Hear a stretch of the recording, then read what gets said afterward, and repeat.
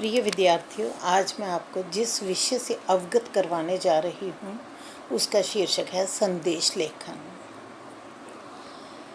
संदेश लेखन का अर्थ सबसे पहले तो मैं आपको बताऊंगी संदेश लेखन कहते किसको हैं। संदेश लेखन के बहुत पर्यायवाची हैं, जैसे पैगाम, दस्तावेज, जानकारी, समाचार, आदेश, आज्ञा, खबर इत्यादि। संदेश लेखन के प्रकार जैसे व्यक्तिगत एवं सामूहिक संदेश, शुभकामना संदेश, पर्व त्योहारों संबंधी संदेश, संवेदनशील संदेश, धार्मिक संदेश, पर्यावरण संबंधी संदेश, जागरूकता उत्पन्न करने वाले संदेश, आपदाओं संबंधी संदेश और खोया पाया संबंधी संदेश। कोई चीज़ खो गई है या कोई चीज़ आपको मिल गई है, उसका संदेश अगर आपने किसी को देना है, पैगाम अगर आप देना चाहते हैं तो वो उसके लिए संदेश लिखे जाते हैं। संदेश लेखन का उद्देश्य किसी महत्वपूर्ण बात को दूसरे तक पहुंचाना, ये संदेश लेखन का मुख्य उद्देश्य है। और दूसरा है लेखन कौशल का विकास करना। तीसरा है सृजनात्मकता, रचनात्मकता का विकास करना। चौथा है जनमानस को प्रेरित करने के लिए ये संदेश लिखे जाते हैं। सामाजिक जीवन धारा से जोड़ने के लिए संदेश लिखे जाते हैं।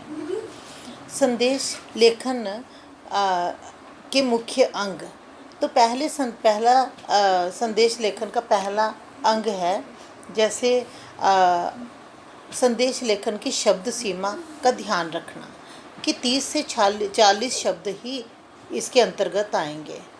संदेश लेखन में डिब्बा अर्थात बॉक्स बनाना जो है वो बहुत ज़रूरी है, अर्थात सीमा रेखा का ध्यान रखना अत्यंत आवश्यक है। दिनांक तथा समय का उल्लेख अवश्य ही होना चाहिए। संबोधन अभिवादन का उल्लेख भी अत्यंत आवश्यक है। संदेश सटीक होना चाहिए।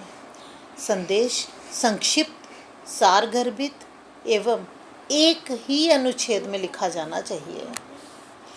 इसमें सृजनात्मकता होनी चाहिए। और संदेश जो है इसमें मुहावरे लोकोक्तियों का बहिष्कार करना चाहिए। इसमें मुहावरे और लोकोक्तियों का प्रयोग नहीं किया जाता। लिखने वाले का नाम लिखना अत्यंत आवश्यक होता है। परीक्षा में लिखने वाले के स्थान पर क, ख, ग या अ, ब, स ही लिखना चाहिए, क्योंकि परीक्षार्थी का नाम नहीं आएगा वहाँ पर।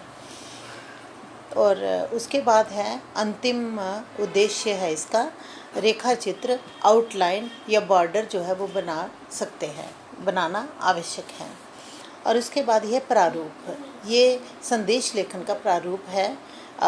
जैसे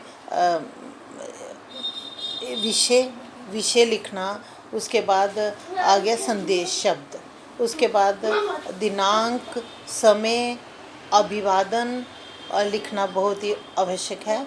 ये आप सबको पता है कि ये संबोधन जो है वो अत्यंत आवश्यक है जिसको भेजा जाता है संदेश। और उसके बाद आपका संदेश आ जाएगा और अंत में आ जाएगा ये बाईं ओर ही प्रेषक का नाम। अनौपचारिक संदेश लिखने का प्रारूप इस तरह से है: अभिवादन, संबोधन और उसके बाद प्रेषक का, फिर आ जाएगा संदेश और आ जाएगा फिर प्रेषक का नाम।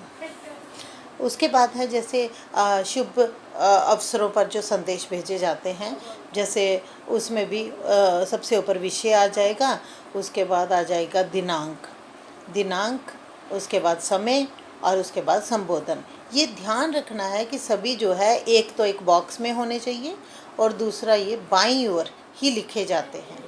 ये सारे जितने भी मैंने चीज़ें बताई हैं ये बाईं ओर ही लिखी जाएंगी, जैसे दिनांक, समय और संबोधन।